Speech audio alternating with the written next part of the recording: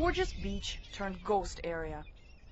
The Rockaways in Queens, one of the places hit hardest by Hurricane Sandy 2.5 months ago, still in shambles today.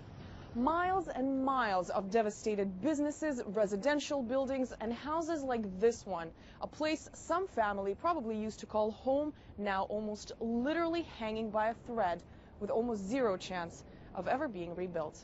Few locals on the collapsed boardwalk, most of them in dire need of help. This man, who chose to remain anonymous due to government-related work, survived Hurricane Katrina. His hopes of recovery post-Sandy are meager. He ain't never going to move. You still go parts of Alabama, Louisiana, Mississippi, where they got hit with Katrina. A lot of that area ain't been touched yet. After Sandy hit in late October, he spent over a month with no electricity, heat, or hot water in 30-degree weather. FEMA. 3 times I filled out an application, and 3 times I got sorry. Politicians have their priorities. The folks here that put them in office are the least on their list. Money looks better in your pocket than it is spending it on something that may get washed away again. I had to replace my hot water heater. Retired local Roberta Hoff, currently rebuilding her walls, floors, and stairs, says the destruction after the hurricane has been immense. We don't have a movie theater. We don't have the hospital. It's gone. The banks are finally opening now. It's 2.5 months. It looks like it's after a war or after, in Afghanistan or something. And most of the help in hurricane-affected areas has come from volunteers. I didn't see too much of the Red Cross, to be truthful. It was about volunteers who have often been affected by Sandy themselves, like Ayman Yusuf from Staten Island. Actually, it was like a foot on top of it.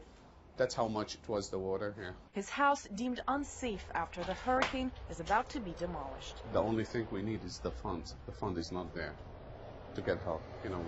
We're getting like 10%. Where we're going to get the 90%, that's a mystery.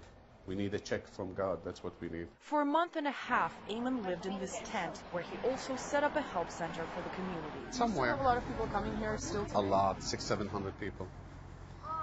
A day. 600-700 a day? Yes, yes. All of these people victims of Sandy. Everybody around here, if you go up to them, they'll tell you the same thing. They said, they handed me a sandwich and a blanket, and I was in water up to my chest, and they said, hey, see you later. Oh, by the way, I'm not allowed to exit the truck. Occupy Sandy, a child of the Occupy Wall Street movement, has been a big part of the recovery effort, too, even praised by the NYPD. What we have is a lot of people coming in here and not knowing where to turn, and some of them are in tears, and it's very hard to tell them that help is coming, and you hear all this talk about it, the $9 billion, $51 billion. That would be a big help if it actually got to communities. While politicians seem to have perfected the skill of arguing over how much cash to spend on relief aid, getting money and help to ordinary people who need it right now is clearly a skill that is yet to be learned. Anastasia Churkina, RT.